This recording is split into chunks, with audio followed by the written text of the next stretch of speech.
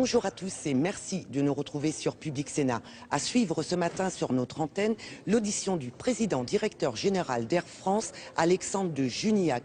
Il est entendu par les sénateurs dans un contexte très particulier puisque lundi, le groupe franco-néerlandais, numéro 2 européen des transports aériens, a annoncé une seconde cure d'austérité après celle déjà lancée en juillet dernier. Le groupe doit en effet réduire sa dette de 2,6 milliards d'euros durant les 2 prochaines années pour atteindre une rentabilité de 6 à 8% en 2015, ce qui lui permettrait de se rapprocher du niveau de ses concurrents. Un effort jugé donc indispensable par le groupe compte tenu du contexte de compétitivité accrue et de hausse du prix du pétrole. Il se traduira par la suppression d'environ 8000 postes, dont 5000 chez Air France, des suppressions qui s'ajouteront aux 1300 postes déjà supprimés cette année. Tout de suite donc, direction la salle Clémenceau pour l'audition du président directeur général d'Air France. Très bonne matinée à tous sur Public Sénat. Nous avons le plaisir d'accueillir donc Monsieur Alexandre de Juniac, président directeur général d'Air France depuis novembre 2011, et Monsieur le Président directeur général, on peut dire que vous pilotez l'un des fleurons de l'économie française.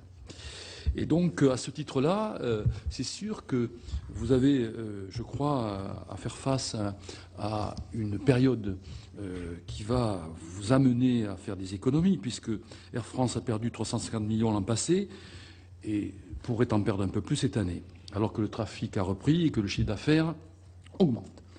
Donc, vous avez lancé un plan de redressement ambitieux, Transform 2015, pour rétablir les marges bénéficiaires dès 2015 et remettre en scène une compagnie aérienne globale, c'est-à-dire présente à l'international, au régional et sur le segment low cost, avec hub de Roissy. On peut dire que vous n'avez pas perdu de temps, que vous avez immédiatement pris des décisions qui ont pour but de réduire les dépenses, en particulier le gel des salaires. Vous avez également donc renégocié des accords sociaux et vous avez également procédé à des restructurations de l'offre industrielle. Et bien sûr, vous essayez de mettre un ordre de marche, un ordre de route, ce fleuron par rapport à vos concurrents européens, entre autres. Vous avez annoncé 550 millions d'euros d'investissements supplémentaires pour améliorer la qualité du service au sol et en cabine. Et vous prévoyez le départ volontaire d'environ 5122 postes qui vont répondre à cet objectif que vous êtes fixé, un gain de productivité de 20% pour chacune des 3 catégories du personnel. Donc, les premiers effets de ce plan qui, je suppose, a fait l'objet de négociations âpres, difficiles, et peut-être que vous me présenterez vos collaborateurs, dont vous m'avez dit qu'ils ont joué un rôle important, se traduisent par un accord qui est déjà signé de la part des pilotes et du personnel au sol. Les navigants commerciaux n'ont pas encore donné leur accord, mais devraient peut-être se prononcer rapidement. Et donc, tout ceci va peut-être faire l'objet, si vous le voulez bien, d'une présentation. Et peut-être que vous pouvez nous donner un petit peu le point de cette difficile négociation, certes, mais certainement indispensable. En gros, nous aimerions savoir si vous pensez pouvoir limiter les pertes dès l'année prochaine. Et bien sûr, quel est le devenir des lignes déficitaires, puisqu'un certain nombre de territoires, et c'est là que notre compétence aménagement territoire nous rend très curieux, comment voyez-vous l'évolution de ces lignes intérieures quand elles sont déficitaires? En gros, on veut tout savoir, Monsieur le Président. Très bien. Voilà, donc si vous voulez bien nous présenter vos collègues et ensuite vous présenter et nous faire une petite présentation de cette situation d'Air France. Merci. Monsieur le Président, Mesdames, Messieurs les membres de la Commission, d'abord merci beaucoup de nous recevoir ce matin. Je suis venu avec à ma droite donc Xavier Brossetta, qui est le directeur général adjoint en charge des ressources humaines et donc qui a piloté l'ensemble des chantiers sociaux qui sont une des conditions nécessaires de notre succès. Zoran Jelkic qui s'occupe de l'ensemble de l'équipe de direction au cabinet d'Air France, et puis Patricia Manon qui gère les relations avec notamment le monde parlementaire et cette assemblée en particulier. Avant peut-être de répondre à vos questions, je suggère que par un propos introductif, j'évoque devant vous l'évolution de l'industrie du transport aérien mondial, d'une part, d'autre part la position d'Air France KLM au sein de cette industrie, et enfin le plan que nous mettons en œuvre et la situation dans laquelle nous nous trouvons. Donc, premier point, si vous le voulez bien, l'industrie du transport aérien mondial, c'est une industrie qu'on peut caractériser de la manière suivante, c'est une industrie fragile, et qui est en difficulté, notamment en Europe. C'est une industrie fragile parce que c'est une industrie qui cumule deux caractéristiques que vous connaissez bien, sans doute. C'est une intensité capitalistique extrêmement forte, puisqu'il faut acheter des avions, il faut avoir des infrastructures lourdes, qu'elles soient industrielles ou même informatiques. Et donc, pour vous donner un chiffre, hein, la valeur à neuf de la flotte du groupe Air France KLM, c'est une vingtaine de milliards d'euros. Donc, il ne faut pas se tromper dans les investissements que vous faites, c'est un investissement extrêmement lourd. La valeur à neuf, hein, je précise. Pour donner un ordre de grandeur. Elle cumule une deuxième caractéristique, c'est une industrie à forte intensité de main-d'œuvre, puisque dans le fond, c'est une industrie de service. Même si Air France KLM est aussi un employeur industriel, nous avons 15 000 emplois industriels dans Air France KLM. Hein. On a des gros employeurs industriels dans l'industrie aéronautique. La principale fraction de nos emplois, ce sont les emplois de service, service à bord ou service cargo. Donc c'est une industrie qui est une industrie structurellement employeur de main-d'œuvre, ce qui n'est, je ne porte pas de jugement sur ce point, mais qui en termes de concurrence internationale, et c'est sa deuxième caractéristique qui explique sa difficulté en termes de concurrence internationale, est une industrie très très très exposée. Nous sommes exposés à la concurrence internationale et ceci, je voudrais le caractériser de plusieurs manières. Nous sommes exposés à la concurrence internationale en Europe, puisque l'Europe a complètement ouvert, a complètement dérégulé son marché, comme vous le savez, et la principale concurrence auquel nous devons faire face, c'est l'éruption extrêmement rapide des low cost, que vous vivez, j'imagine, aussi dans l'ensemble de vos régions et territoires. Il faut le savoir qu'en France, nous avons été relativement protégés, d'ailleurs du fait du positionnement important d'Air France, puisque la part de marché des low cost est 20% en France, elle est en moyenne de 40% en Europe. Il y a des pays où elle dépasse 50, où elle atteint même 60%. C'est le cas, par exemple, de l'Espagne, de l'Italie.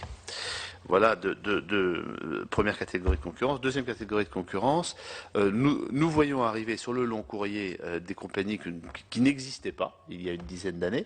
Ce sont les compagnies du Golfe, hein, que vous connaissez sans doute, Emirates, Qatar, Etihad.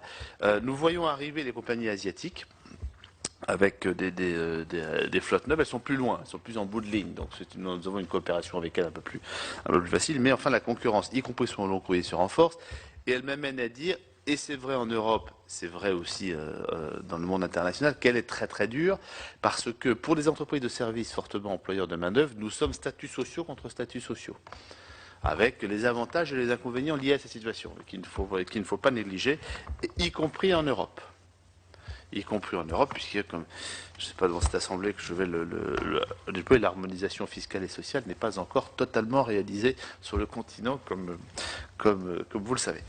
Donc, c'est une industrie qui est donc fragile, elle est en difficulté récurrente, puisqu'elle est soumise à très très nombreux aléas, vous connaissez la météo, hein, mais on ignorait l'impact d'un volcan encore, qui a arrêté le trafic aérien pendant plusieurs jours, hein, coûtant des dizaines de millions, centaines de millions à l'ensemble de l'industrie du transport aérien, les désastres technologiques de type Fukushima, qui ont bloqué le marché japonais, par exemple, pour nous, et puis bien sûr des difficultés géopolitiques, par exemple, le printemps arabe a arrêté pratiquement le trafic sur la partie, disons, Moyen-Orient, Afrique du Nord, où elle a énormément ralenti.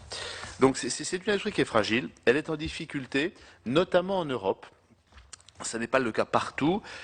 Les compagnies américaines, maintenant, se sont pratiquement toutes redressées après être toutes passées, je le précise, dans ce qu'on appelle le chapitre 11. Toutes. Les 4 grandes sont passées dans le chapitre 11.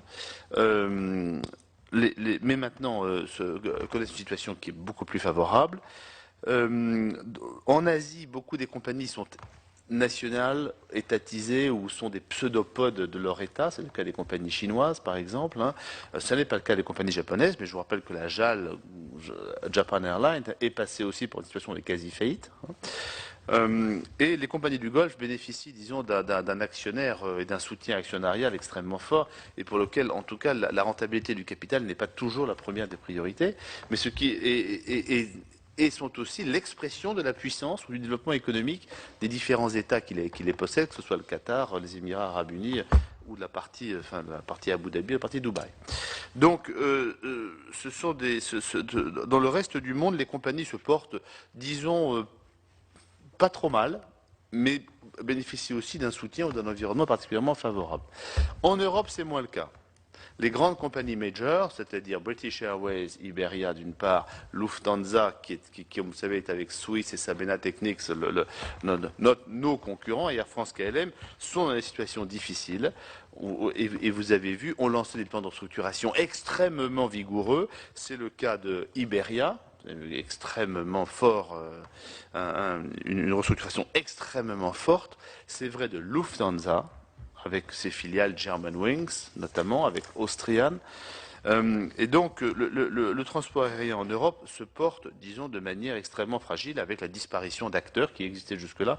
Je voudrais en citer deux. Depuis mon arrivée à la France, il y a deux acteurs européens qui ont disparu. Ils étaient certes de taille limitée, mais c'est important. C'était Malev, la compagnie hongroise nationale, qui a disparu, et Spanair, compagnie espagnole, qui était plutôt une compagnie de type, disons, semi-low cost.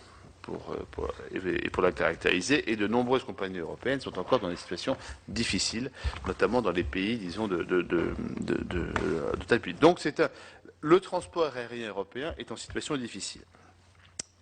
Or, comme vous le savez, cette industrie est clé pour les pays qui en disposent, notamment pour la France. On dit toujours, je crois que c'est exact, il n'y a pas de grand pays sans grande compagnie aérienne. Puisqu'il est très difficile, évidemment, d'organiser le transport international, que ce soit des passagers, des marchandises, des hommes d'affaires, etc., sans avoir une compagnie qui est un réseau mondial. À ce titre, et c'est mon second point, Air France KLM est un acteur majeur, dans cette industrie du transport aérien, mais elle est dans une situation financière qui est extrêmement tendue, et c'est ce qui a exigé ce que vous avez rappelé, Monsieur le Président, c'est-à-dire ce sont des mesures de redressement très vigoureuses. Alors c'est un acteur majeur, quelques éléments pour le caractériser. Nous avons entre Air France et KLM à peu près 600 avions. C'est donc une des premières compagnies mondiales en termes de nombre d'avions. Nous sommes probablement dépassés par des compagnies américaines. Je pense que Delta, United a un nombre d'avions supérieur au nôtre, mais après ça doit être nous, pas très loin avec Lufthansa, le groupe Lufthansa. C'est le plus grand réseau intercontinental mondial. Nous desservons près de 130 destinations dans le monde, quand le deuxième réseau, qui est celui de Lufthansa, en dessert un peu moins de 100. Donc, nous avons l'habitude de dire, en bon français, connect Europe with the world. C'est ce que fait Air France KLM en offrant le maximum de destinations. C'est aussi parce que nous appartenons à un réseau d'alliances très puissant qui est le réseau SkyTeam, avec deux très grands partenaires principaux sur la partie américaine, Delta, donc qui est maintenant la première compagnie ex-aequo sur le continent nord-américain, et deux grandes compagnies chinoises, je parle de grands partenaires en termes de nationalité, et puis deux grandes compagnies chinoises qui sont China Eastern et China Southern, ce qui nous donne l'accès à ce qui va être bientôt le plus grand marché aérien du monde, qui est le marché chinois, mais auquel s'ajoutent les Coréens, des compagnies européennes, des accords que nous avons avec des compagnies sud-américaines, tout ça pour offrir à travers SkyTeam, parce que c'est un avantage commercial et stratégique majeur, un nombre de destinations le plus commode et le plus accessible possible, ce que nous demandent nos clients, notamment nos clients qui sont les grandes entreprises mondiales, qui ont besoin d'avoir un réseau important.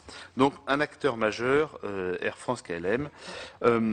En France, c'est un acteur évidemment très très très important pour plusieurs raisons. Je les cite sans préoccupation d'importance. Nous sommes d'abord le premier employeur privé de la région Île-de-France.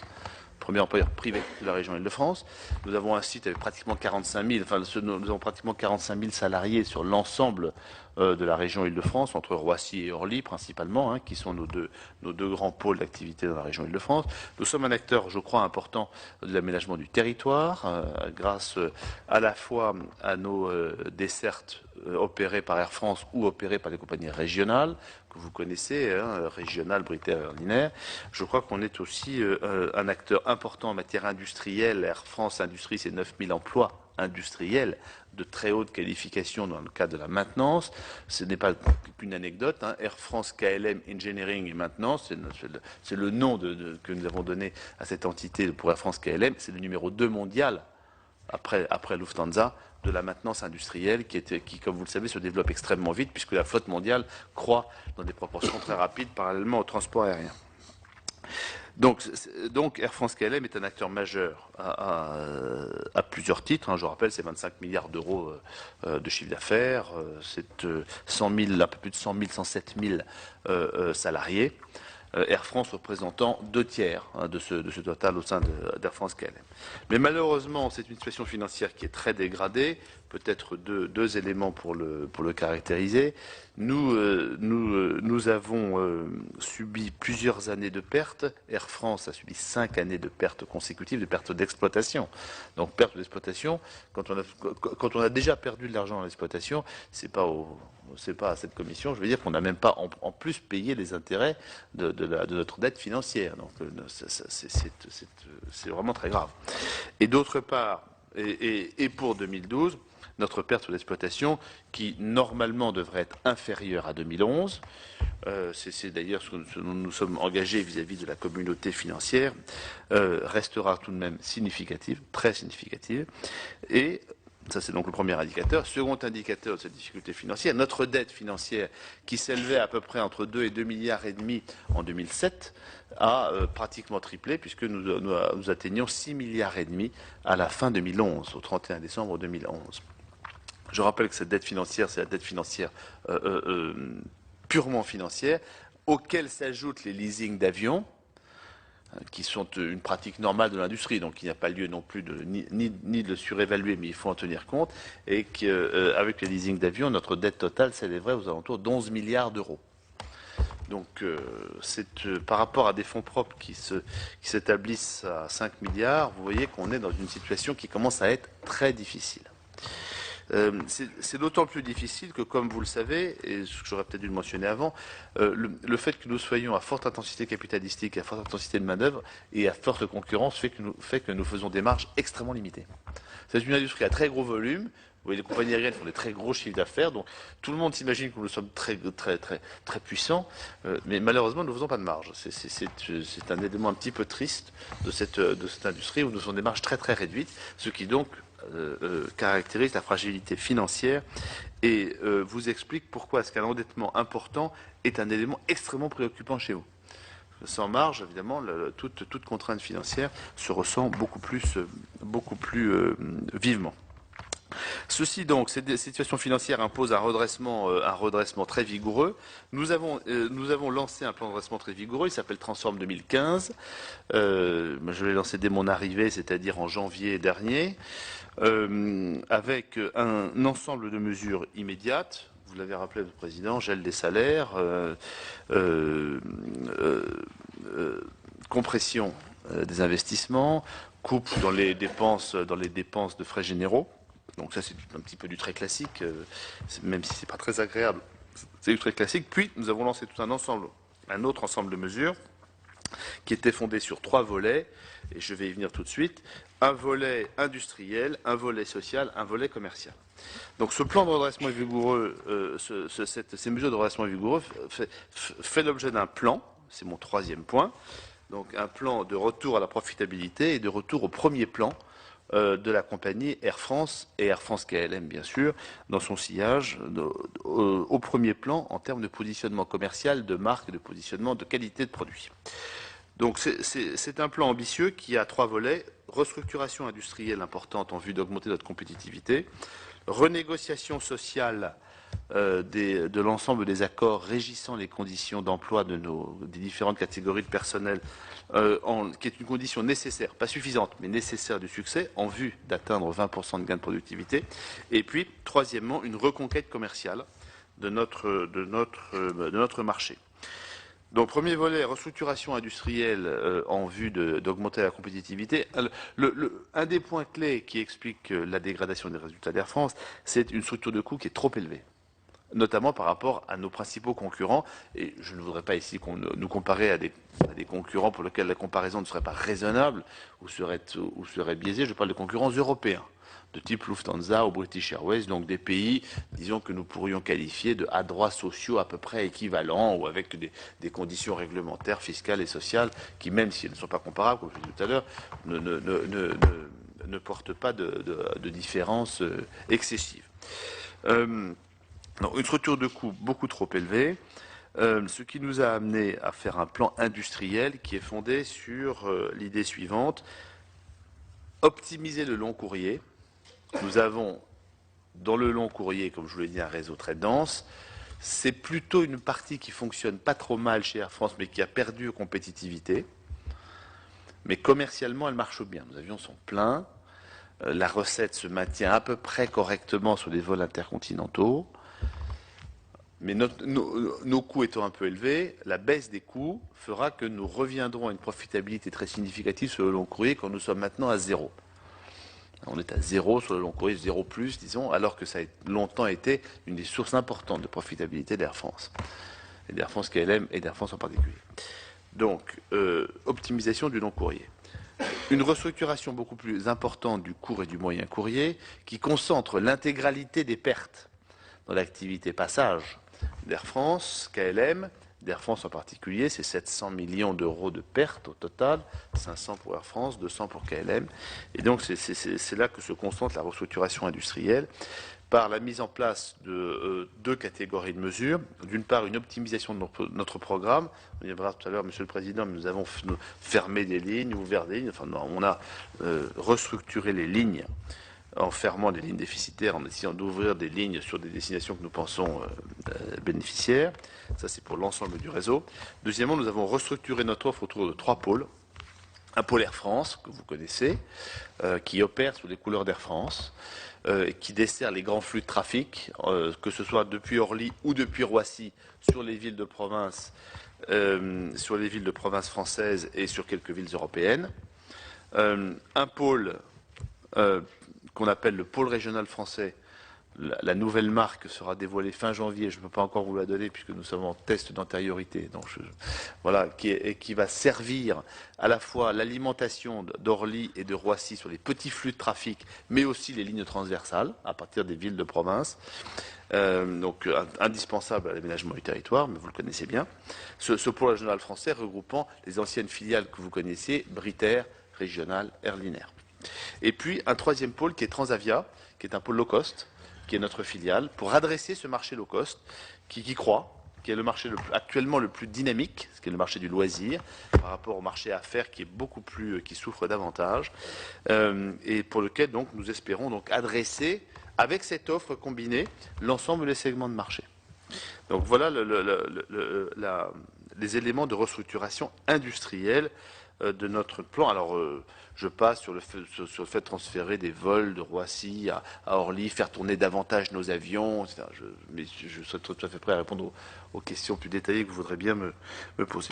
Deuxième aspect, la renégociation sociale, condition nécessaire du succès. Cette renégociation sociale a été lancée dès le mois de février-mars dernier, à destination des 3 catégories de personnel: personnel au sol, personnel navigant commercial, c'est-à-dire les hôtesses et stewards, personnel navigant technique, c'est-à-dire les pilotes. Nous étions donnés deux objectifs. D'abord, un objectif commun qui était la réduction de 20% des coûts de chacune des catégories de personnel. Et deuxièmement, terminer dans un délai de 3 mois, donc à compter, donc, comme on a ouvert officiellement fin mars, les négociations se devaient d'être terminées fin juin. Ce qui n'était pas totalement la tradition de la maison, qui était un petit peu plus, disons, dans la longueur, pour être.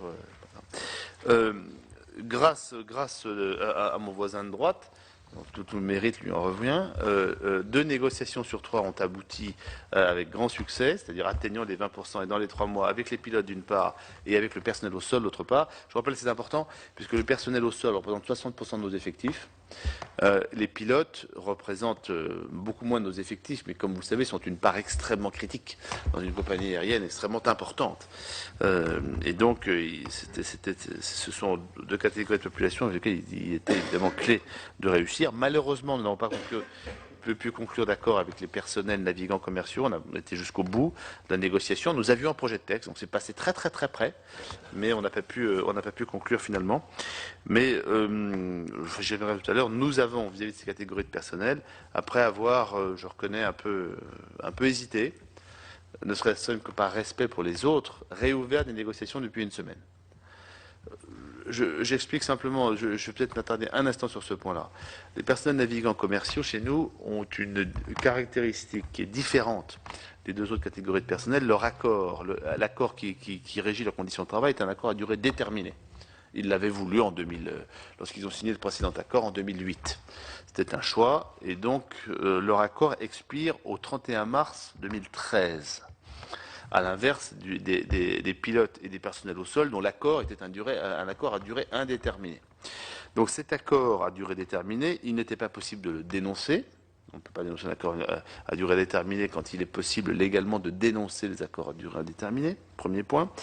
Et il exige, en l'absence de renégociation d'un nouvel accord au 31 mars, nous pouvons imposer unilatéralement des conditions qui réglementent l'emploi de nos personnels navigants commerciaux.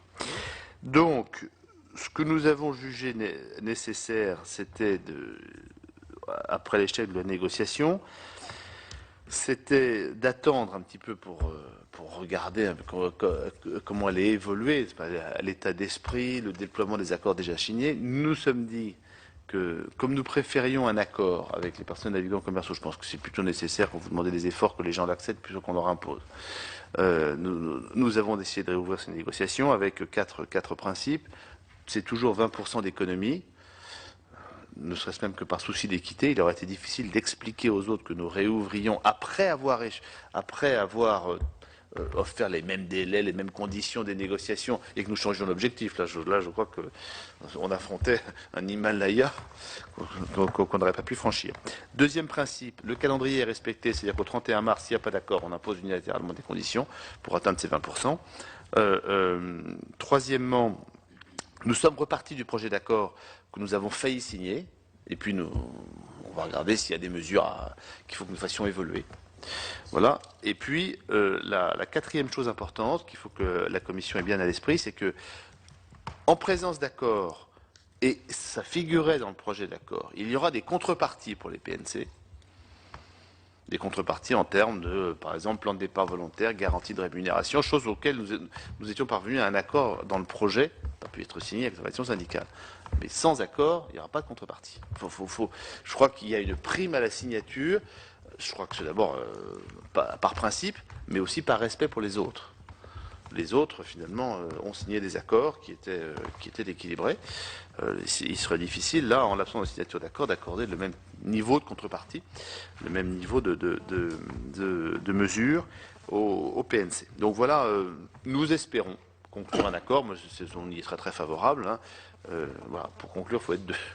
J'espère que nos interlocuteurs, enfin deux, en l'espèce 4, parce qu'il y a au moins 3. Nous avons 3 organisations syndicales représentatives. Il en faudrait 2 pour que l'accord puisse être signé dans des conditions qui soient acceptables au titre de la législation sur la représentativité des organisations syndicales.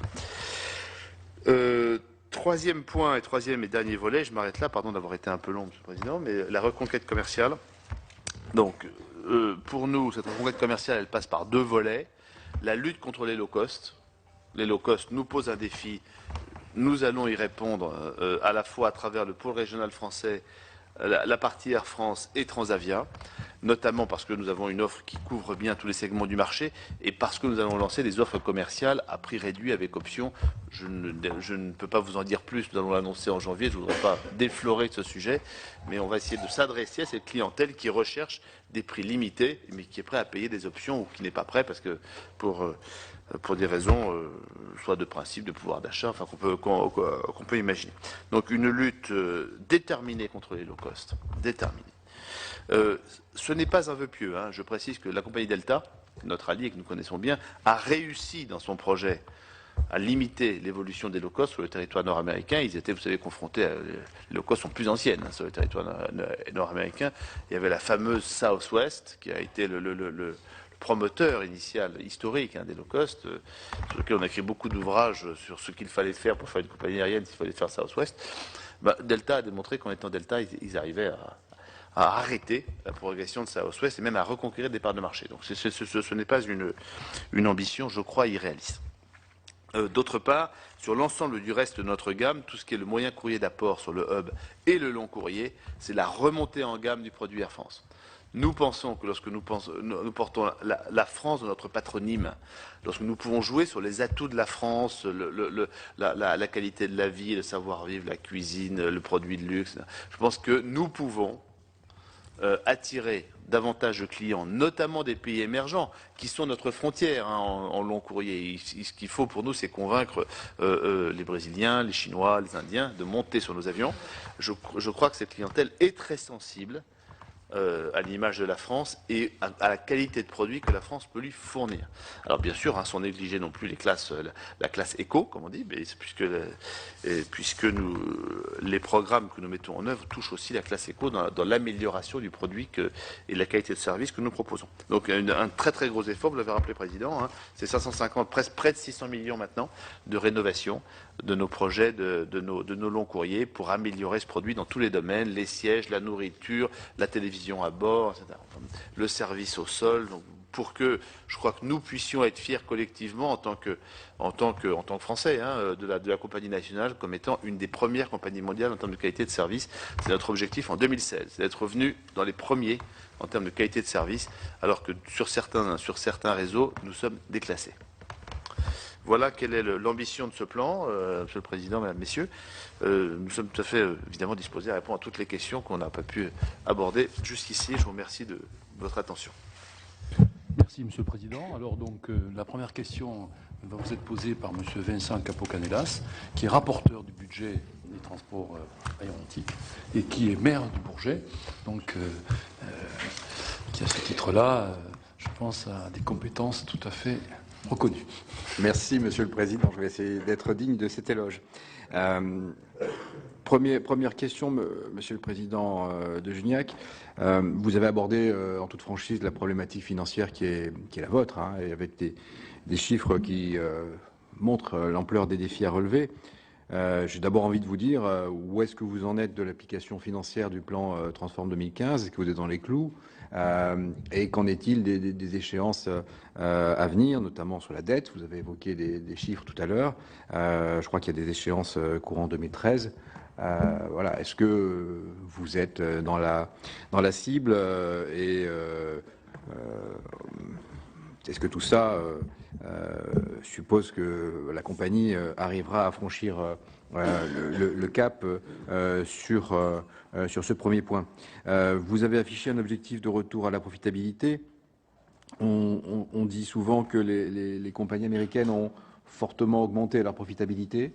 Alors, est-ce qu'il y a un secret américain à regarder, et est-ce qu'on peut s'inspirer de cette pratique là, parce qu'on voit bien que c'est effectivement un point central pour Air France, même si vous avez rappelé vous-même que ce secteur est malgré tout marqué par un faible taux de profitabilité en général.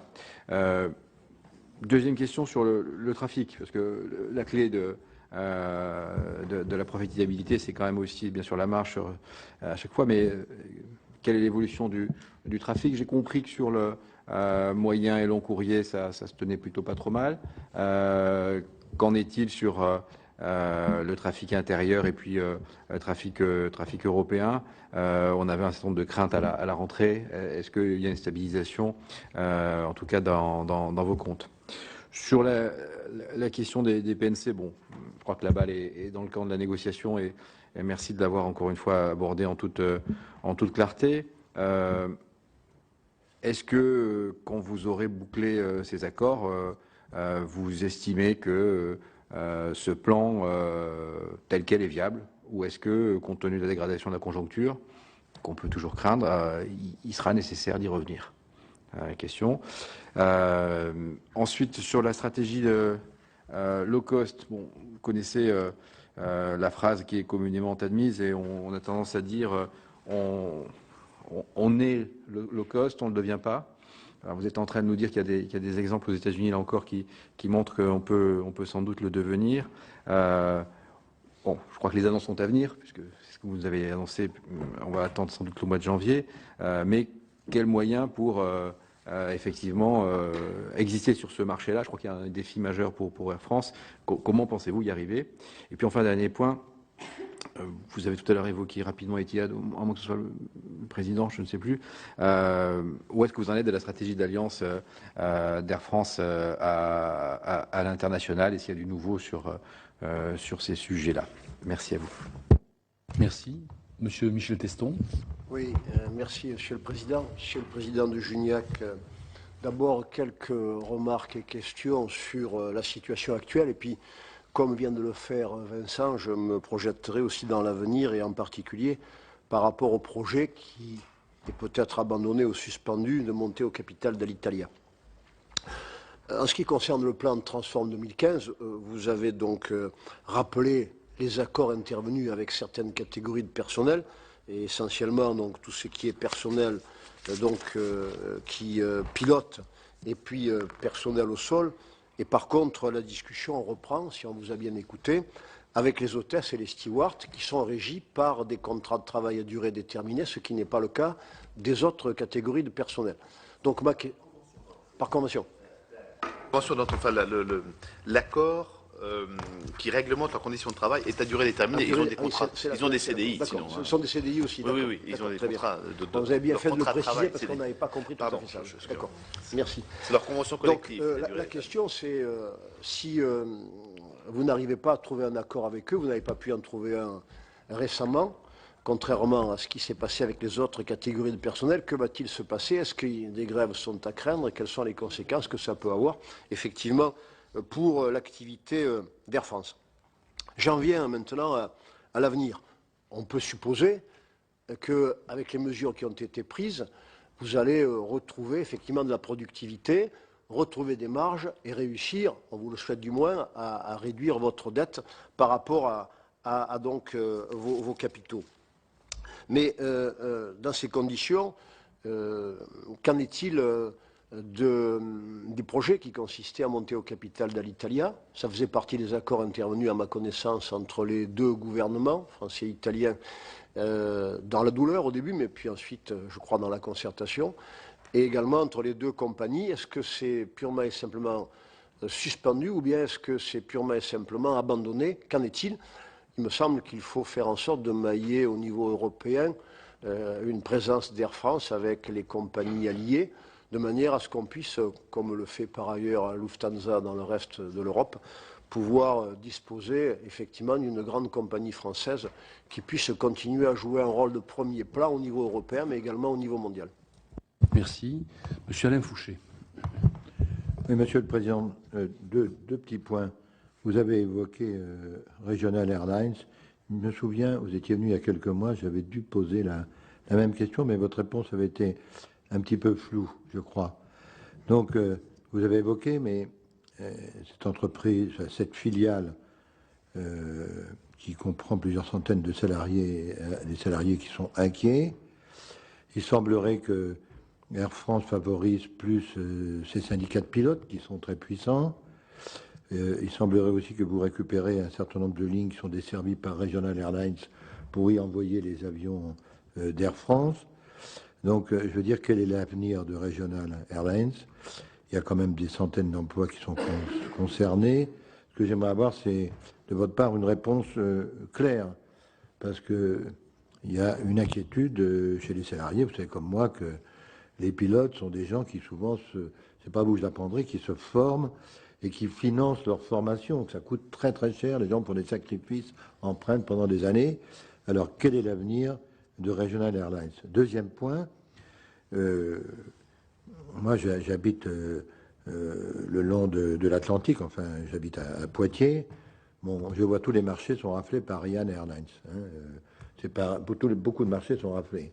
Alors, je veux dire, ça nous énerve un petit peu. Bon, est-ce que vous répondez à tous les appels d'offres? Comment se fait-il que vous n'ayez pas de marché? Bon, c'est quoi? Ryan Airlines est aidé par les chambres de commerce, par les villes, etc. Mais je veux dire, Regional Airlines ou Air France peut être aidé aussi de la même manière. Alors pourquoi n'avez-vous pas de marché? Vous n'avez pas répondu au moment où il le fallait. Est-ce que vous êtes désintéressé de cette clientèle-là? J'aimerais savoir, parce que c'est un peu dommage, que notre compagnie nationale, ses filiales, ne soient pas présentes sur ces marchés qui sont très importants. C'est Poitiers-Londres, ça va être Tours-Londres, c'est la Corse, c'est partout. Merci. Monsieur Jean-Jacques Filleul, et puis après, Monsieur le Président, très bien, ce premier groupe. Oui, Monsieur le Président, merci. Je suis totalement d'accord avec la question de mon collègue Fouché. J'avoue qu'il y a certaines lignes de Ryanair qui nous cassent un peu les pieds, et il y a beaucoup d'argent public, finalement. Bien. Moi, j'avais quelques questions, peut-être un peu marginales, parce que beaucoup de questions intéressantes ont été posées par nos collègues. Vous parlez d'aménagement du territoire. Dans le cadre du plan de redressement, je n'ai pas entendu qu'Air France avait des vues de modification de sa stratégie en direction du rail. Est-ce qu'il y a une stratégie en direction du rail, puisque nous avons la ligne LGV en particulier qui nous importe en ce moment entre Paris et Bordeaux. On nous avait parlé à une époque d'une possible concurrence TGV d'Air France. Voilà, cette ligne ouvrira en 2017. Est-ce qu'il y a une tentation de ce côté-là en matière de confortement modal d'Air France sur le territoire national? Une autre question totalement différente. Dans le monde, il y a de très grandes compagnies de transport de fret. Nous les connaissons, elles sont puissantes. Est-ce que pour une compagnie comme Air France, le fret peut être une solution pour contribuer à la rentabilisation de l'entreprise et à sa consolidation?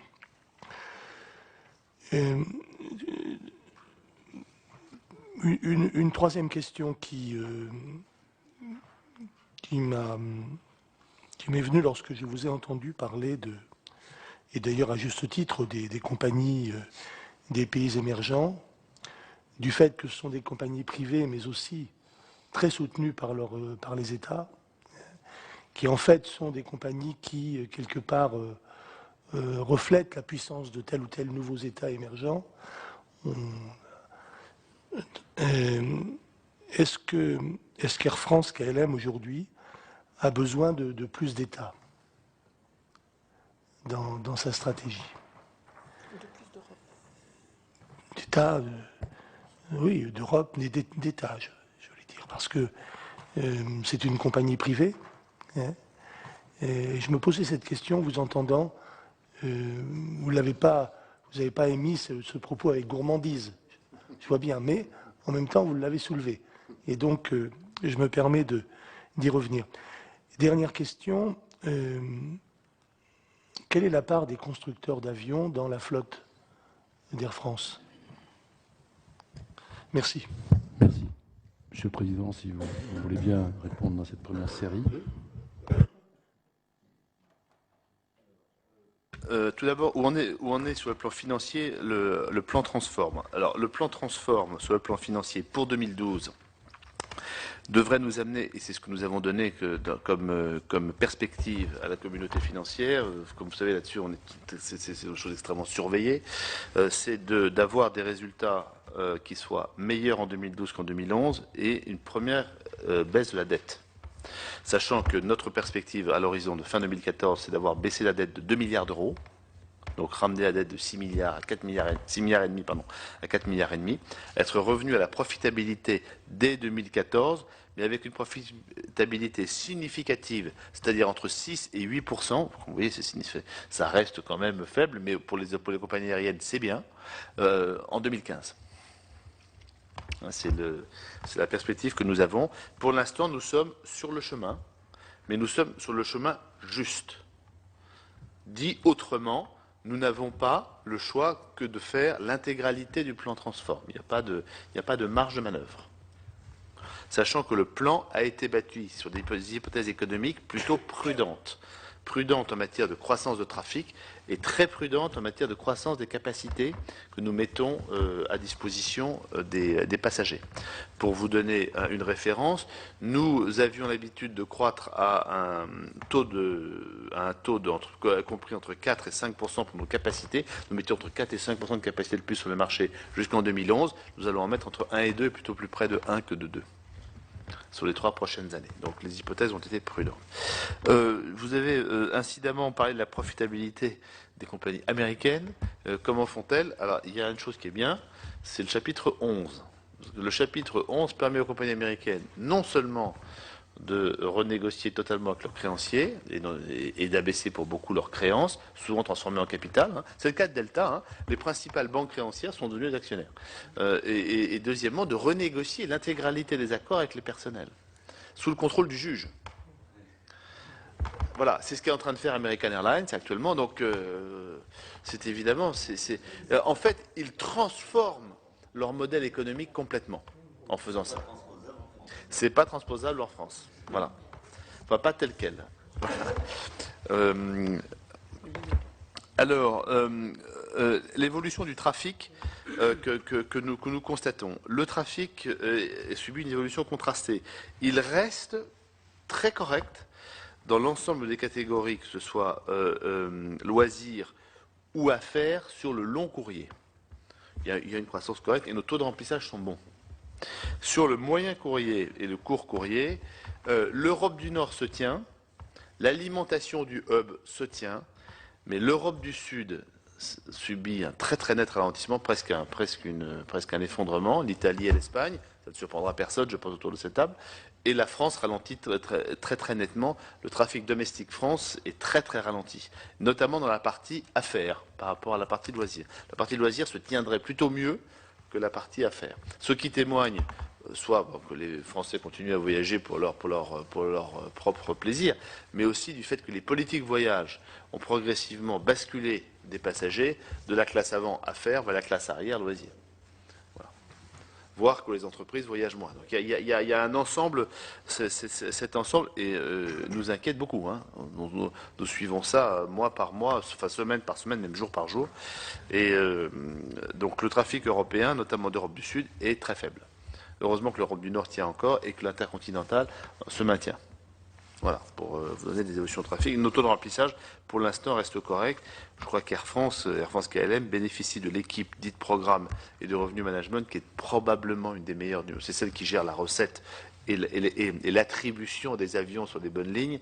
Et la constitution de notre programme de vol est probablement une des meilleures sur le marché. Donc c'est ce qui explique qu'on arrive, dans dépit de cette conjoncture qui est très difficile, à maintenir une activité qui n'est pas trop catastrophique. Est-ce que le plan est viable? Est-ce qu'il faudra un Transform 2? J'entends votre question comme ça. Je voudrais dire deux choses là-dessus. La première, c'est que nous avons bâti Transform sur 3 ans, 2012-2014, avec une clause de rendez-vous officiellement signée avec les organisations syndicales au 2e semestre 2013. Puisque, comme vous l'avez rappelé, Président, nous avons malheureusement dû procéder à 5122 suppressions d'emplois uniques qui se font, dont les conséquences ne sont que, si je puis dire, des départs volontaires. Il n'y a aucun départ contraint, comme vous le savez. Mais ces 5122 suppressions d'emplois, elles sont valables en 2012 et 2013.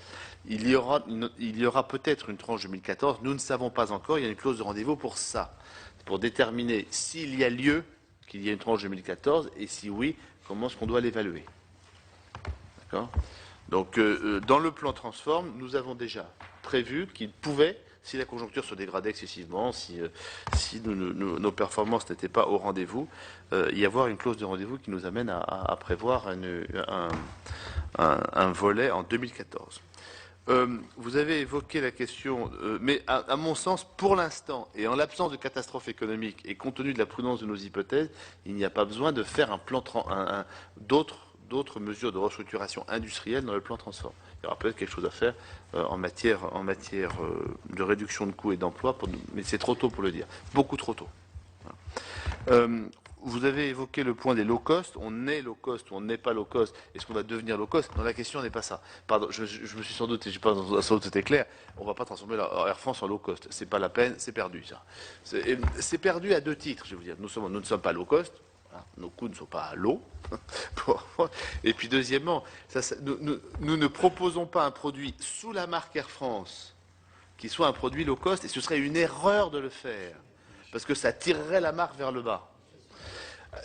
Pour vous dire les choses vues sur un plan marketing, le marché du court et du moyen courrier, c'est vrai pour le long, mais c'est très très vrai pour le court et moyen courrier, est divisé en trois segments. Vous avez un segment qui fait 30% du marché, qui est le segment des gens prêts à payer. Prêts, soit parce qu'ils ont des moyens, soit parce que l'entreprise paye pour eux, enfin pour tout un tas de raisons. Ça fait 30% du marché. C'est un secteur qui a tendance un peu à baisser, notamment en période de crise, et à se transférer vers les secteurs plus bas. Les deux autres secteurs, qui sont en dessous de celui-là, c'est au plus bas celui des gens qui ne veulent pas payer, qui considèrent que le transport aérien, il faut payer le moins cher possible, et donc ils font jouer des comparateurs de prix sur Internet, etc. Ils prennent toutes les low cost. Ça, c'est la clientèle du low cost de type Ryanair, pour reprendre, monsieur le sénateur, votre référence. Hein. C'est vraiment la prestation minimum. Là-dessus, je ne crois pas qu'on puisse se battre vraiment beaucoup. Et puis, mais il y a 40% du marché, au milieu, qui sont des gens qui fluctuent, pour des raisons financières, mais dont on sent qu'ils sont très souvent très contents de voyager sur nous, si vous voulez, mais que quand ils ne peuvent pas, mais ils voyagent sur les low cost. Cette clientèle-là, il faut absolument qu'on la sécurise, et c'est l'objet de notre politique commerciale. Alors comment est-ce qu'on y répond? On a Transavia qui est née low cost. Elle est low cost, elle reste low cost, voilà, donc elle s'adresse au segment low cost. Vous avez le PRF qui n'est pas né low cost, mais que le pôle régional français, pardon, hein, qui lui va faire une offre quand même avec des prix réduits, avec option. Je pense que c'est bien. C'est bien parce que il est confronté au low cost. Je crois, monsieur le sénateur, vous aviez dit que vous étiez dans l'Ouest. Vous avez vu sans doute à Poitiers, mais enfin, si vous voyagez peut-être de Nantes, il y a une nouvelle low cost qui vient de s'implanter en basant 3 avions à Nantes, qui n'existait pas il y a un an, qui s'appelle Volotea. Je ne sais pas si vous avez remarqué ou vu des affiches. Voilà. Vous avez EasyJet, Ryanair, Vueling, qui sont extrêmement actives. Et donc, le pôle régional français est aussi en concurrence avec les low cost. Il y a aussi des low cost, et même beaucoup qui partent des villes de province, j'y reviendrai tout à l'heure. Et puis, il y a par ailleurs Air France, le réseau Air France, pour lequel, lui, s'adresse plutôt à la clientèle des 30% du haut et une partie des 40% du milieu. Mais nous allons quand même proposer une offre un peu adaptée aux gens qui veulent payer un peu moins. Vous verrez, ça, 7 janvier. Vous aurez sur les murs de France quelques affiches, quelques politiques commerciales pour proposer une nouvelle offre. Voilà. Je serai très content dans quelques mois, si vous me faites l'honneur de me réinviter, d'en commenter, j'espère, le succès. Ça fait partie de notre conquête. Enfin, dernière question que vous m'avez posée, monsieur le sénateur, les alliances. Air France, dans ses alliances, et dans l'alliance SkyTeam, comme je le dis tout à l'heure, nous avons pensé qu'il était nécessaire, au sein d'Air France KLM, d'avoir une négociation avec une des compagnies du Golfe qui est prête à coopérer, qui est Etihad. Etihad est donc la plus petite des trois, hein, Emirates, Qatar, Etihad est la plus petite des trois, très dynamique. Elle est prête à coopérer parce qu'elle pense, avec raison, qu'elle ne rattrapera pas son grand frère d'à côté qui est Emirates. Je crois que c'est raisonnable de le dire. Et que pour eux, la manière de rattraper, c'est de coopérer avec des grandes. Et donc c'est pour ça que nous avons signé un accord pour l'instant de codeshare entre Abu Dhabi d'une part, Schiphol et Charles de Gaulle d'autre part, où nous partageons des vols et des billets. Je crois que c'est sage. Non, alors justement, c'était très nouveau, on était un peu précurseurs dans ce domaine, hein, puisque aucune des compagnies du Golfe n'avait rejoint une alliance. Emirates, pour l'instant, ne veut pas d'alliance. Ils ont fait une alliance avec Qantas, mais sans se mettre dans l'alliance One World. Peut-être qu'ils estiment devoir constituer autour d'eux une alliance, on ne sait pas. Hein. Je ne sais pas pour l'instant, mais ils ont toujours refusé. Et Qatar a rejoint One World. Voilà. Donc progressivement, les compagnies du Golfe rejoignent les alliances. Quand vous regardez géographiquement le réseau, c'est pas idiot, hein, parce que vous verrez que sur l'ensemble du réseau, sur l'ensemble de l'océan Indien au sens large, c'est-à-dire Afrique de l'Est, Inde, Pakistan, Bangladesh, Sri Lanka, jusqu'en Australie, ce qui représente 1,5 milliard de passagers potentiels. Hein. C'est pas un désert. Hein. La position des compagnies du Golfe est très très forte. Hein. Et nous avons une position assez faible en réalité. Et toutes les compagnies occidentales ont des positions assez faibles. Et donc c'est un très bon complément pour nous, pour ramener du trafic, si vous voulez, sur nos réseaux. Monsieur le sénateur, vous avez évoqué les PNC. Que se passe-t-il s'il n'y a pas d'accord? Je ne sais pas si tu veux commenter ce point. Ce que nous avons partagé avec les organisations syndicales, c'est que, ce que disait le Président, nous souhaitons donner une prime à la signature d'accords parce que la politique contractuelle, la politique de signature d'accords fait partie j'allais dire de la stratégie, mais c'est presque ça, d'Air France, et que si nous voulons que les organisations signent, il faut qu'elles aient des bonnes raisons de le faire, et les bonnes raisons, c'est évidemment les contreparties qu'elles peuvent obtenir en signant. Alors, de ce point de vue-là, quelles sont les contreparties qu'on a intégrées dans les accords que nous avons avec les deux autres catégories qui sont les pilotes et le personnel au sol, essentiellement deux. La première, qui est évidemment la plus importante, c'est que nous nous sommes engagés à ne pas procéder à des départs forcés et contraints de l'entreprise d'ici à la fin de 2014. Donc c'est quand même un engagement tout à fait lourd et important que nous avons pris. Et il y a également un deuxième engagement qui est un engagement qui porte sur le fait que dans le cas où Air France reviendrait à meilleure fortune, donc les comptes d'Air France amélioreraient plus rapidement et plus fortement qu'il n'est prévu aujourd'hui, nous sommes engagés à en faire bénéficier, de cette amélioration les catégories concernées, avec un certain nombre de mesures un peu précises sur, par exemple, une émission d'action qui serait réservée aux salariés ou des dispositifs d'intéressement de participation qui seraient comment dire, un peu musclés. Et troisième chose aussi qui peut paraître plus technique mais qui est quand même importante, c'est que nous avons pris des engagements de transparence la plus complète avec les organisations qui ont signé. Très concrètement, ces organisations ont désigné chaque catégorie, donc le sol et les pilotes, ont désigné en fait un expert, et cet expert travaille avec le petit groupe qui pilote l'ensemble du projet Transform au sein d'Air France pour bien valider le degré d'avancement, les problèmes que nous pouvons avoir, les solutions à y apporter, et nous voyons les organisations une fois tous les 2 mois pour faire un bilan complet. Donc ils ont la transparence la plus complète sur ce qui se passe dans l'entreprise. Voilà. Donc ce que j'ai dit au PNC, c'est que ce que nous avons dit aux organisations syndicales qui représentent donc les hôtesses et stewards, c'est que si on arrive à un accord, il est évident que les organisations pourront nous demander des contreparties équivalentes. S'ils n'y arriveront pas, ces contreparties ne seront pas présentes, et donc on devra notamment prendre position sur la question de savoir comment on traite le problème d'emploi que nous avons avec les PNC, et qui a été chiffré à de l'ordre de 500 à 600 emplois qui se retrouvent durablement en sureffectif en l'absence de mesures. Voilà, c'est là où nous en sommes. Sur Alitalia, vous avez posé la question. Pour l'instant, je crois qu'on peut parler davantage de suspension que d'abandon. Nous n'avons pas les moyens de monter au capital d'Alitalia, pas les moyens de faire beaucoup de choses d'ailleurs, pour ne rien vous cacher. C'est l'inconvénient de ne pas gagner beaucoup d'argent, même d'en perdre, et donc notamment de ne pas pouvoir procéder à une opération qui effectivement est intéressante pour couvrir le sud de l'Europe. Voilà. Ceci dit, je crois qu'il y a 2 éléments qu'il faut que la Commission ait à l'esprit. Premièrement, la coopération est exemplaire, avec Alitalia, exemplaire. Que ce soit dans l'alimentation de nos hubs, notamment de nos lignes nord- et sud-américaines, par des passagers italiens grâce à l'Italia. La coopération industrielle est très bonne. Nous faisons la maintenance de leurs avions, une partie de leurs avions. La coopération en matière de catering, c'est-à-dire de nourriture à bord. Et voilà. Donc, et ça, c'est la première chose. La seconde chose, c'est que les principaux acteurs chez Alitalia, principaux actionnaires et équipes dirigeantes, nous sont plutôt favorables. Même sont plutôt très favorables à une alliance avec Air France KLM.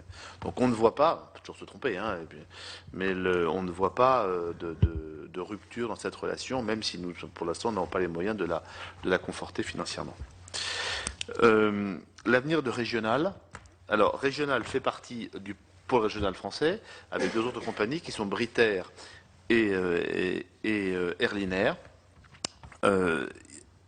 C'est un très beau projet, hein, le pôle régional français, qui est fondé sur deux éléments. Le premier élément, c'est pour Air France, l'alimentation de ces hubs de Roissy et d'Orly, 40% du trafic, en affrètement, c'est-à-dire que nous affrètons leurs avions pour alimenter en passagers nos hubs.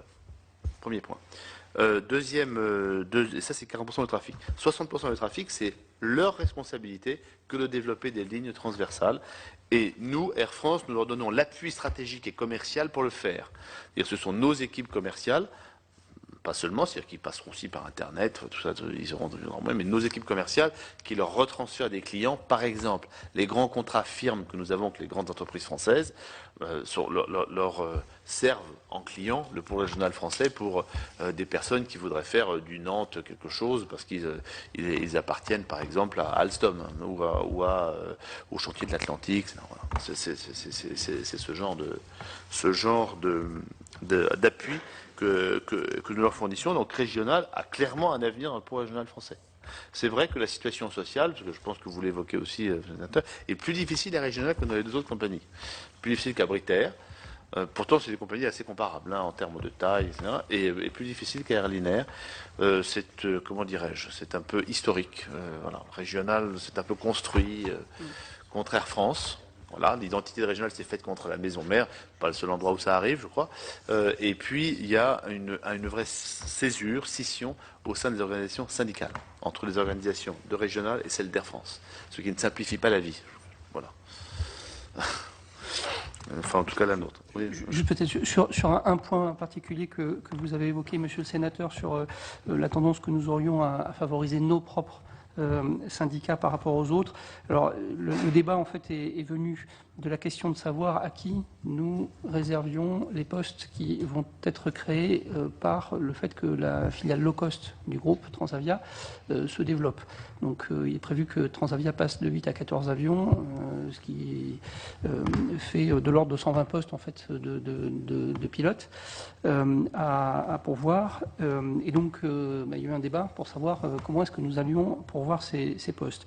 Alors il est vrai qu'au printemps, comme on a avancé plus vite avec le syndicat des pilotes d'Air France qu'avec les autres syndicats de pilotes des autres compagnies, eh bien, ce débat a mûri plus vite avec le syndicat des pilotes d'Air France et nous avons effectivement dit qu'une part, nous sommes engagés plus exactement, à ce qu'une part des créations de postes soit réservée aux pilotes d'Air France, en tout cas soit proposée aux pilotes d'Air France. Ensuite, ces pilotes décideront s'ils souhaitent pourvoir le poste ou pas. Cela dit, le débat a mûri depuis et nous sommes engagés, là encore, à généraliser, si vous voulez, la démarche et donc à créer une sorte de filière qui permettra aux pilotes de régional, ou qui permettrait en cas de signature aux pilotes de régional et du pôle régional français en général, également de prendre des postes chez Transavia et également, sous certaines hypothèses, de venir pourvoir des postes créés à la maison mère chez Air France, donc dans le cas où nous reprendrions de la croissance que nous souhaitons tous et nous reprendrions donc des embauches. Donc je reconnais volontiers que le débat s'est organisé un peu au fil des négociations et donc de l'avancée des uns et des autres, ou des non-avancées des uns et des autres, mais il me semble que nous avons bien mûri sur cette question-là. Et quand je dis nous, c'est évidemment la direction générale du groupe, mais également les différentes organisations de pilotes. Et moi, j'indique qu'on est tout à fait prêt et désireux même à poursuivre les discussions pour essayer d'aboutir sur cette question-là. Vous évoquez, monsieur le sénateur, les low cost, et notamment Ryanair et les marchés auxquels Ryanair s'adresse. Alors, Ryanair, il y a, je crois, deux catégories de low cost, et nous ne sommes pas en concurrence avec toutes les catégories de low cost. Il faut être raisonnable. Il y a les catégories de low cost qui vraiment s'adressent à la partie la plus basse du marché, avec des prix les plus bas, mais alors aussi aucune prestation. Si quelqu'un a pris Ryanair ici, on n'est pas toujours très très bien traité. Mais il y a un marché pour ça, et je respecte ce point. Ils partent d'aéroports souvent qui sont plutôt secondaires. À Paris, ils ne partent pas ni de Charles de Gaulle, ni d'Orly, ils partent de Beauvais, vous savez. Donc, ces low cost, qui effectivement ont une position importante en Europe, elles s'adressent à une catégorie de marché qui n'est pas la nôtre, et sur lequel je pense que nous ne pouvons pas porter une concurrence très efficace. Ce que nous pouvons faire, c'est que les conditions de concurrence dans lesquelles opèrent ces compagnies soient équitables pour nous. Et nous le faisons vis-à-vis de Ryanair. Notamment s'il y a des subventions excessives ou des subventions qui nous paraissent injustifiées, s'il y a des conditions sociales, et nous l'avons fait vis-à-vis de certains low cost, d'emploi des personnels qui ne nous paraissent pas adaptés, nous avons obtenu des décisions juridictionnelles assez favorables dans ce domaine-là pour éviter que les personnels opèrent avec des statuts, disons, entre guillemets, socialement dévalorisés sur le territoire français, hein, ce qui arrive. Hein. Donc ce sont des actions que nous poursuivons. Mais il faut bien dire que Ryanair s'adresse à une catégorie de marché qui est difficile pour nous. En revanche, l'autre catégorie de low cost qui s'adresse à un marché le plus élevé, c'est EasyJet, que vous connaissez. Hein.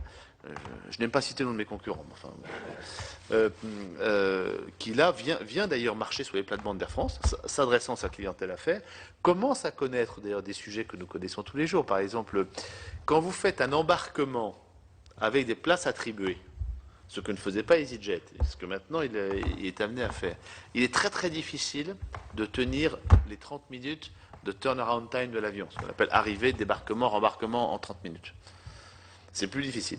Voilà. Donc ils sont en train progressivement de connaître aussi les contraintes de la compagnie historique. Mais là, ce sont nos vrais concurrents. Je fais observer qu'ils opèrent à partir des aéroports principaux. Hein. La base EasyJet est juste devant mon bureau à Charles de Gaulle, je peux vous dire. C'est au cas où j'aurais un tout petit moment de déprime, ça me remonte le moral. Voilà, elle opère, comme vous le savez aussi, à partir d'Orly. Donc là, c'est une vraie concurrence, et c'est à cette concurrence-là que que notre nouvelle politique commerciale et industrielle s'adresse, davantage qu'à Ryanair, où là, on aura vraiment du mal à opérer sous les mêmes conditions que Ryanair. Vous avez évoqué, monsieur le sénateur, la stratégie rail. La stratégie rail, enfin, pour nous, elle se résume de la manière suivante. Quand le TGV arrive, le trafic historique entre la ville desservie par le TGV et Paris s'effondre. Et quand je dis s'effondre, c'est que c'est divisé par 2 dans quelques mois. Hein. Donc c'est un véritable effondrement. Donc nous ne le voyons pas d'un bon œil. Nous comprenons que par ailleurs, le TGV apporte des plus, etc. Bon. La seule chose que nous faisons observer, on observe une chose, enfin je parle souvent avec Guillaume Pépi, donc il n'y a pas de polémique là-dedans, hein, c'est que les infrastructures pour nous sont financées par nous, alors que les infrastructures pour le train ne sont pas totalement financées par le passager. C'est tout ce que je veux dire.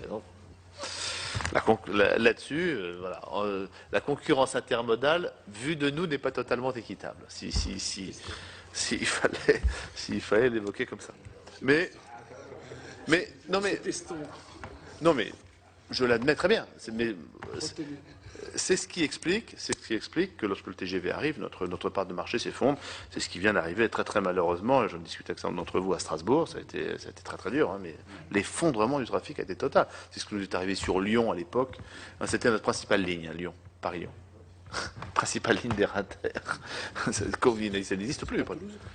Non, c'est pas Toulouse. Et voilà. Le risque de Bordeaux se profile. Et il n'y a aucun doute. Hein. Alors, qu'est-ce que nous faisons ? La partie de la réponse que nous apportons à nos passagers, principalement, c'est de faire un accord avec la SNCF. C'est de faire un accord avec la SNCF pour que les horaires et les modes de transport puissent se combiner avec le hub. C'est-à-dire qu'on puisse amener des passagers en train de notre hub de Charles de Gaulle. Ça m'amène, à un point que je ne peux pas m'empêcher alors de mentionner dans votre commission, c'est l'accessibilité de nos 2 hubs parisiens est très mauvaise. Qu'elle soit en train, en transport public parisien ou par la route, c'est, je tiens à le dire, désastreux. C'est indigne d'un pays du niveau de la France. Quand on se promène en Europe et dans le monde, vraiment, là c'est un problème d'intérêt général. Hein. Nous avons des infrastructures d'intérêt national, que sont Charles de Gaulle et Orly, d'intérêt national, dont la desserte avec la capitale, ou même avec le reste de la France, est, à mon avis, comme le principal client de l'aéroport de Paris, est très très très insuffisante. Très insuffisante. vous permettez. Voilà, pardon, je me permets de le dire. C'est aussi valable pour certains aéroports de province. C'est absolument exact. Mais il y a certains aéroports de province qui l'ont plutôt mieux fait. Moi, je pense à Lyon. Lyon a une très bonne desserte. Non, mais je prends celui-là qui est C'est un peut-être nouvel l'exemple aéroport. extrême. C'est un nouvel aéroport. Absolument. Mais pour Charles de Gaulle, qui est quand même une plateforme d'intérêt national,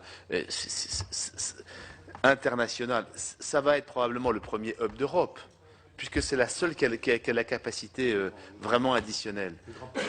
Je tiens à dire que là, nous avons un retard qui est que je considère que voilà. Mais le Grand Paris va améliorer. Oh, il y a plusieurs choses. Il y a CDG Express, le Grand Paris, la desserte routière quand même.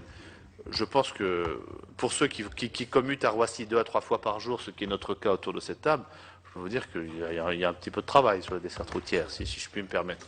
Mais M. Capot-Canellas le sait très bien aussi. Voilà. Et c'est vrai pour Orly. Ce qui est important pour l'aménagement du territoire, parce que c'est à Orly qu'est notre plateforme nationale. Hein. Donc voilà, je me permets mais vous le savez parfaitement. Vous avez posé la question du fret, monsieur le sénateur. Le fret, c'est vrai que je n'ai pas insisté sur le fret. Le fret est dans une situation qui n'est pas difficile, mais très difficile. Elle est très difficile parce que non seulement le commerce mondial a ralenti, donc le flux de trafic a ralenti, mais en plus on est en surcapacité absolument chronique en matière de transport de fret. Et cette surcapacité, elle est due à deux choses. Elle est due à l'arrivée dans certaines compagnies du Golfe, compagnies chinoises notamment, d'avions cargo qui avaient été commandés dans les années 2008-2009, qui arrivent en service et d'ailleurs qui sont immédiatement mis au sol. C'est le cas des compagnies du Golfe qui ont des capacités tout cargo mises au sol immédiatement parce qu'elles ne servent pas, mais on imagine bien que dès que ça va repartir, les avions vont arriver sur le marché, donc ça tire les prix vers le bas. Il y a un deuxième élément que la Commission doit avoir à l'esprit, c'est que la taille des avions a augmenté, hein, et notamment la capacité soute a augmenté. Hein, la capacité soute d'un 777, d'un Boeing 777, c'est le double à peu près de la capacité soute d'un 747. Donc nos soutes qui sont aussi un des éléments importants du cargo et des soutes de tous les opérateurs hein, a beaucoup augmenté et vient augmenter considérablement la capacité mise sur le marché. Donc on a un marché déprimé en termes de demande et surcapacitaire en matière d'offres. Donc c'est un véritable désastre industriel. Hein. Et je remarque que nous ne sommes pas les seuls. Hein. Qatar qui possédait une part dans Cargolux étant l'entreprise de cargo luxembourgeoise assez dynamique, s'est retirée dans des conditions très difficiles. Les Allemands ont arrêté leur joint venture avec les Chinois en matière de cargo. Les flux à destination, mais surtout en provenance de la Chine, se sont effondrés. Peut-être de Hong Kong et de Shanghai, les flux se sont effondrés. Hein, et le transport maritime a fait beaucoup de progrès, que ce soit en termes de logistique, de taille de navire, ou même, je cite cet exemple parce qu'il est intéressant, de capacité d'emport de produits frais. Par exemple, on ne pouvait pas emporter de fleurs auparavant par transport maritime, parce que les fleurs fanaient, ce qui va de soi. Donc ça venait dans l'eau soute. Mais on arrive maintenant à endormir certaines fleurs et donc à les transporter par voie maritime sans qu'elles arrivent abîmées. Oui, voilà. C'est intéressant, mais voilà, ce sont des choses qui peuvent expliquer. Donc le fret est dans une situation extrêmement difficile et il fait partie, et il est un des éléments malheureusement les plus douloureux de la restructuration que nous avons à mener des deux côtés. KLM étant un opérateur de fret plus important, la Hollande étant la plateforme logistique de l'Europe qu'Air France. Alors, faut-il plus d'État compte tenu de l'arrivée de nouvelles compagnies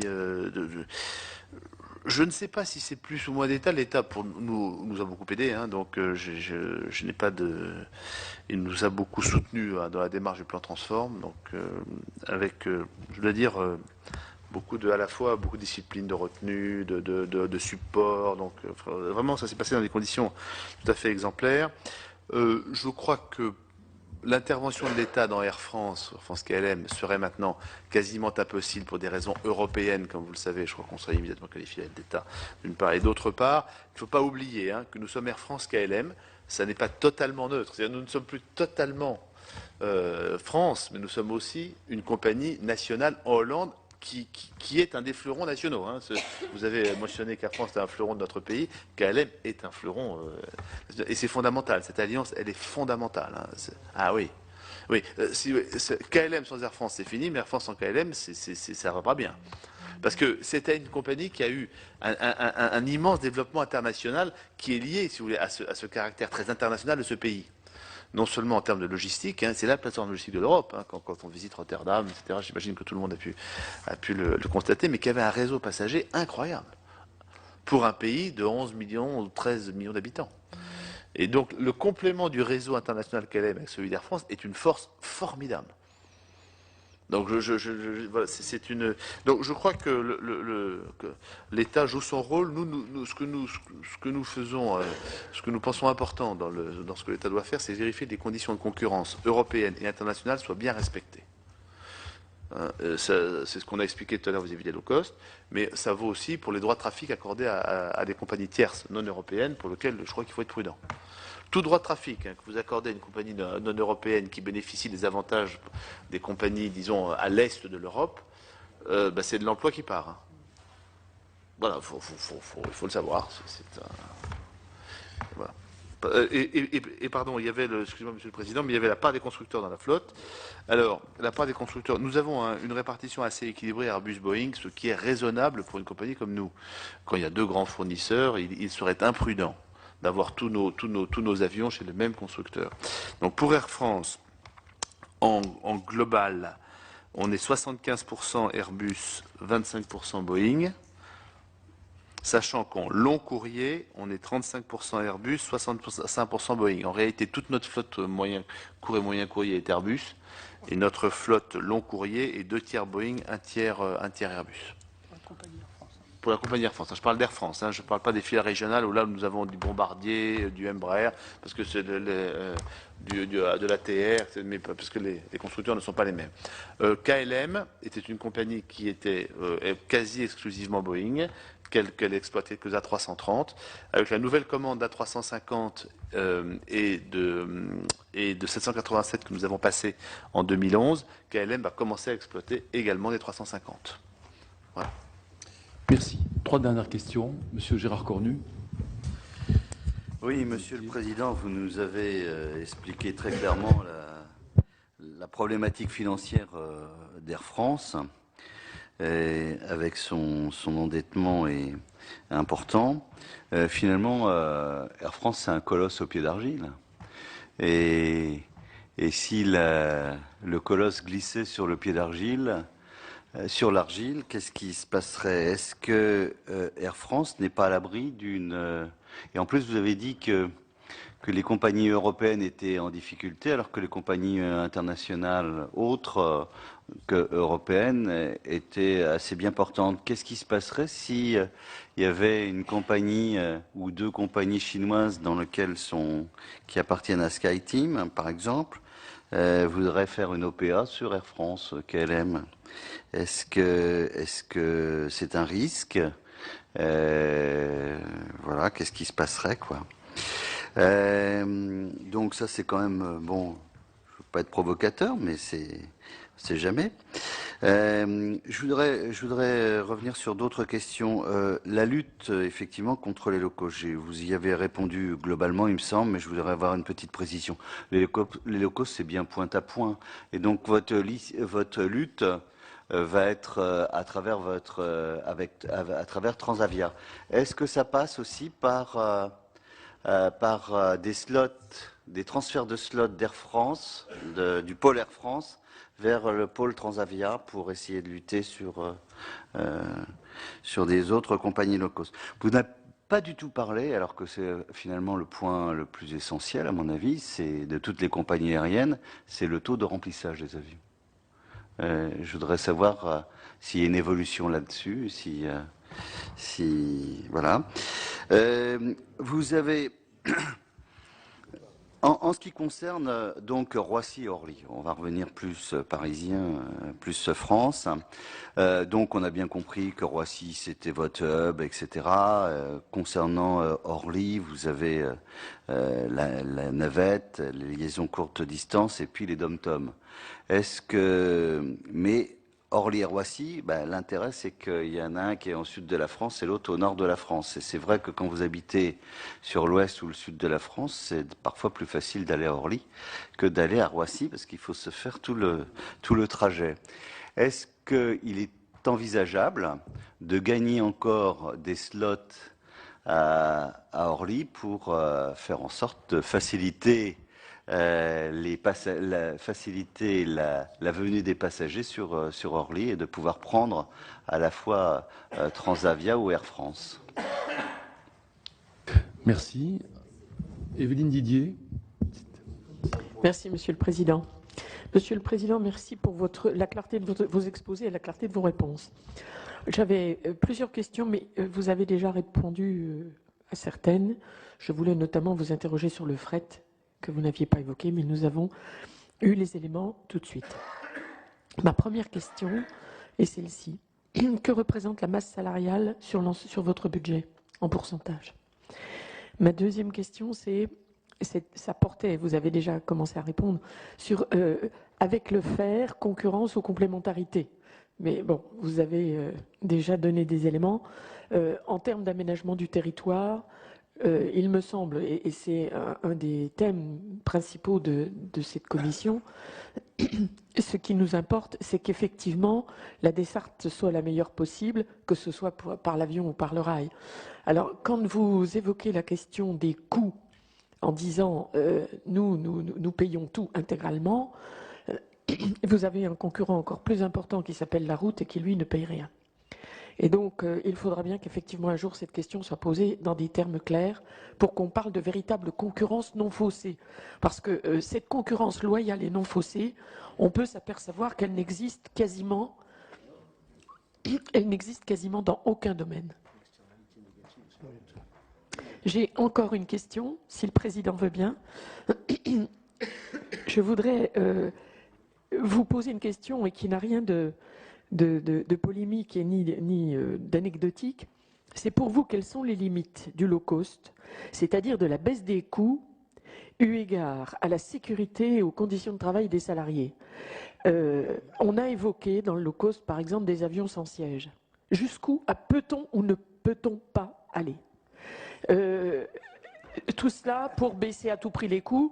Je veux dire que la tendance de la baisse des coûts, c'est d'arriver à zéro, autrement dit au gratuit. Quelles sont les limites de l'exercice? Quelles sont les limites de l'exercice? Merci de vos réponses. Merci Evelyne. Alors, Jean-Luc Fichet. Oui, merci Monsieur le Président. Écoutez, moi j'avoue ma totale ignorance en matière de transport aérien, mais par contre ce que je voudrais c'est témoigner d'une chose, si vous... C'est-à-dire que je prends l'avion toutes les semaines à Brest-Guy-Pava.